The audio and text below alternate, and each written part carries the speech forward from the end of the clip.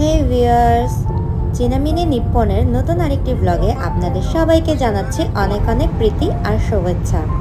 কেমন আছেন আপনারা সবাই? আশা করছি এই গরমে সবার দিনকাল খুবই ভালো যাচ্ছে। সামারের দিনগুলোতে আর যদি ওয়েদার খুবই ভালো থাকে তো ঘরে বসতে কারোরই মন পছন্দ হয় না।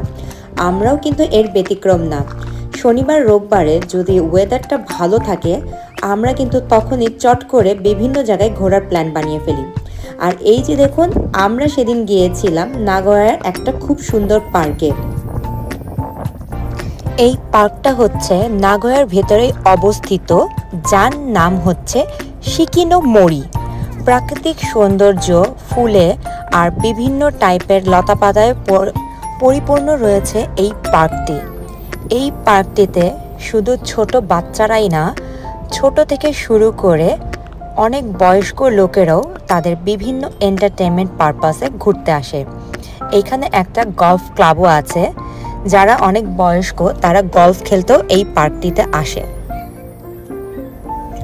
পার্কটির এন্ট্রান্সে ঢুকতেই দেখা যায় এরকম বিভিন্ন টাইপের রং বেরঙের ফুলের বাহার, আর এই রং বেরঙের ফুল দিয়েই তারা তাদের গেটটাকে সুন্দর মতো সাজিয়েছে।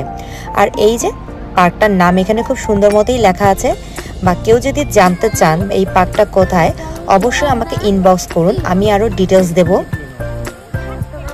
যেহেতু সামারের টাইম তাই এইখানে বাচ্চাদের জন্য একটা খুবই সুন্দর লেকের টাইপের বানানো হয়েছে, যেখানে বাচ্চারা চাইলে তাদের পা ভেজানো থেকে শুরু করে বা সেখানে যদি তারা চায় বাতও নেবে সেই কাজটাও করতে পারবে। আমরা যেহেতু খুব সুন্দর করে সাজুগুজু করে ওয়েল ড্রেসড হয়ে গিয়েছিলাম, তাই আমার মেয়েকে বলেছিলাম জাস্ট তুমি শুধু পা ভিজাতে পারবে আর কিছুই না। বাট বাচ্চা মানুষ, সে কি বুঝতে চায়? সে ওইখানে যাওয়ার পরে আর নামতেই চায় না। এই সুন্দর সর্ষে ফুলগুলোকে দেখে আমার নিজের দেশের কথা মনে পড়ে গেল। যখন ছোটোবেলায় নানা নানির বাড়িতে যেতাম, তাদের ওইখানে যে কি সুন্দর এরকম টাইপের সর্ষে ফুল ফুটতো, আর ঘন্টার পর ঘন্টা মায়ের সাথে এই সর্ষে ফুলের বাগানেই আমরা ঘোরাঘুরি করতাম।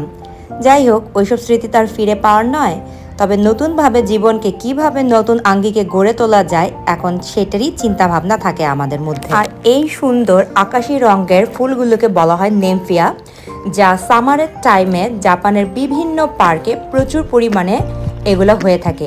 এগুলো হচ্ছে ওয়ান কাইন্ড অফ ঘাস ফুল, বাট এত হাজারে বিচারে লাখে জন্মায় যা দেখে প্রকৃতি অপরূপ সুন্দর রূপে সৌন্দর্যিত হয়ে যায়।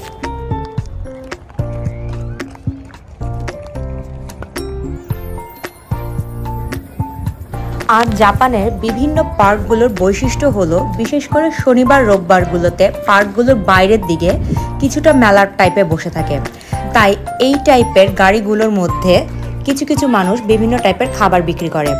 এই খাবারের মধ্যে যেমন ধরেন থাকতে পারে ফ্রাইড চিকেন, ওয়াফেল, বা আপনার crepe, ice cream, coffee, potato fry, French fry, churros. এখানে এক টাইপের ডোনাট টাইপের থাকে, বাট যেটা ডোনাটের মতো রিং আকারের না, লম্বা টাইপের থাকে। তো সেগুলোও বাচ্চাদের মধ্যে খুব একটা বিশাল আকর্ষণ সৃষ্টি করে। আর বিভিন্ন টাইপের খাওয়া দাওয়া করার পরে এই যে শিকিনো মোরি নামের এই পার্কটার মেন আকর্ষণই হচ্ছে এই জায়গাটা। দেখুন কত সুন্দর, পাহাড়ে পাহাড়ে সুন্দর করে সাজানো এই জায়গাটা। আর এইখানে বাচ্চাদের অনেক এন্টারটেনমেন্টে বিভিন্ন থাকার কারণে বাচ্চারা এইখান থেকে সহজে আর আসতে চায় না। একের পর এক তারা বিভিন্ন টাইপের অ্যাক্টিভিটি করে থাকে। আর এই দোলনাটা হচ্ছে এখানকার মেইন আকর্ষণ। আপনারা যদি গুগলেও সার্চ করেন, সেইখানে ছবিতে প্রথম আপনারা এই ফটোটাই দেখতে পারবেন, মানে এই যে দোলনার জায়গাটার যে ফটো সেইটা।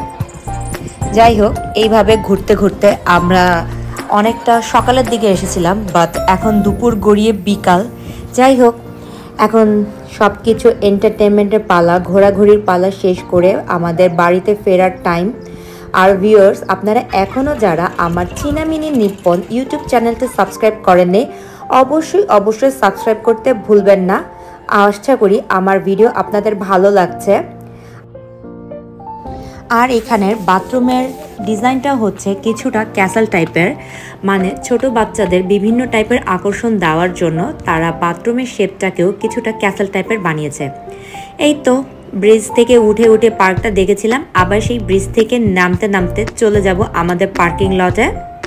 ভিউয়ার্স, আপনারা ভালো থাকবেন, সুস্থ থাকবেন, আর যারা এখনও আমার ইউটিউব অথবা ফেসবুক বা ইনস্টা চ্যানেল ভিজিট করেনি অবশ্যই ভিজিট করতে ভুলবেন না। Bye bye.